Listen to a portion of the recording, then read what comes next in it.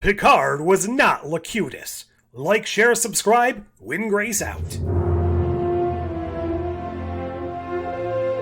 Oh, you wanted more? Well, let's try this one on for size. With all the rumors flying around about who the true villain is behind the creepy changeling face thing, I figured I'd throw my own hat in this ring with a pretty crazed idea. Sure, I've heard the Armis and Nagilum theories. Heck, I've batted around the Prophet and Pa-Wraith idea thing as well. I even tried to see if Adra or Gary Mitchell would fit the bill. But this isn't a video on the pros and cons of those thoughts. Some of them do make some sense, but this video is a play on the oft-mentioned ultimate idea of the Borg being the final reveal. Here is where I decide to get wet, wild, wacky, and, something else that starts with W. Probably wrong. Time to take that swing for the fences anyways. Hey, batter, batter, batter, batter, batter, batter, batter. Death to the opposition. Let's take a brief look back at the Borg here. First referenced on screen in those early years of TNG, we didn't really meet them properly until Q decided to provide us a head start. Their appearance evolved over time. Originally they were a hive mind, uninterested in organic things. They only wanted to scavenge the best of the best technology to improve themselves.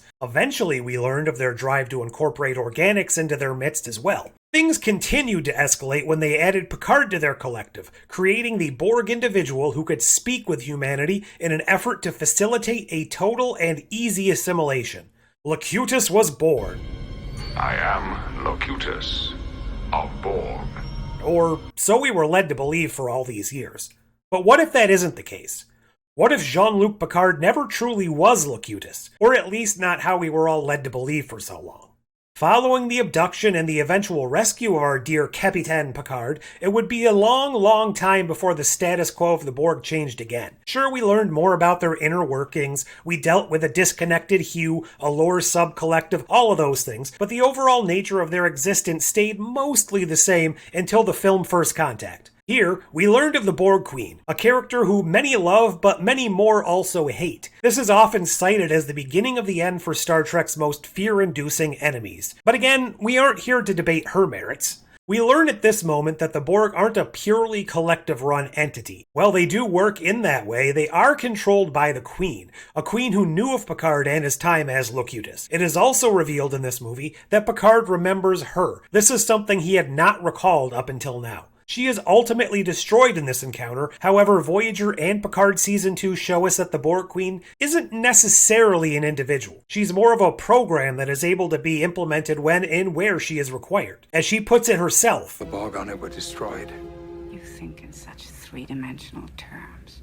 I suppose you're starting to wonder what all of this has to do with Picard Season 3. How does any of this apply to the creepy hand-face fella? Well, first let's take a quick step back to remember just how much trauma this Locutus incident has caused in Picard's life. The episode following The Best of Both Worlds shows us Picard returning home to deal with the effects of the event, for the first time in Trek television history, really delivering on that serialized storytelling. The nature of television didn't really provide too many opportunities to return to this well, however it was used to pretty grand effect in the initial setup for Benjamin Sisko's arc on DS9, and it was followed up as previously mentioned in First Contact, and then again in the first 2 seasons of Picard. However, your opinion on those will probably vary wildly. Now we find ourselves caught up to the current season of Picard. The trauma surrounding Picard's assimilation is again applied outwardly. He is the reason Shaw is the person that he is today. The event is also possibly linked to the reason why Daystrom was studying his corpse and why the Changeling stole it as well. Of course, these are all just fan theories at the moment, which remain to be solved in canon. We've also had a couple of other cheeky references to this time in the collective as well. Beverly's ship was playing the Best of Both Worlds captain's log when Riker and Picard boarded. The end credits potentially hide a bit of Borg, and upon its reveal, jolly old Jean-Luc's body had an eerily familiar shadow displayed across his face in the exact placement of the Borg tech on Locutus. And this isn't even taking the whole Jack plot into account. My crazy idea of the week is this. What if the floaty Skullamabob, the being behind all of Vadic's plans, is Locutus? That's right, I'm suggesting that Jean-Luc Picard was not, and is not, the entirety of that being. I am hypothesizing that, similar to the Borg Queen, Locutus was a program implemented for a specific need at a specific time. This purpose was to facilitate the complete assimilation of Sector 001 and to use its most valuable asset, Jean-Luc Picard, as the tool to do so. Picard was only the face of the operation, but this is where things changed. After the defeat and removal of Picard's body, Locutus was no more. But that may not be so. You see, I believe that the program had become something more than its intended purpose after it had bonded with Picard. It had become a somewhat of an emergent entity on its own, most likely shunted to the background of the Borg collective, floating through the deepest realms of Borg systems until one day, for some reason, it found its way out. Perhaps this was because of the individuality emergence that broke out due to Hugh, maybe it was due to the battle which took place in First Contact, or, I don't know, Unimatrix Zero in Voyager, the Endgame virus also in Voyager, maybe the wacky friendship Borg in Picard Season 2, any number of crazy events which have impacted the collective over the years of Trek. Maybe, just maybe, he had already been captured by Section 31 and housed within Daystrom Station for study, and during the Changeling breakout, they just so happened to free him, allowing him to bend all of their wishes to his will. The cause isn't necessarily important. What is important is that the Locutus entity exists, and is seeking to be whole.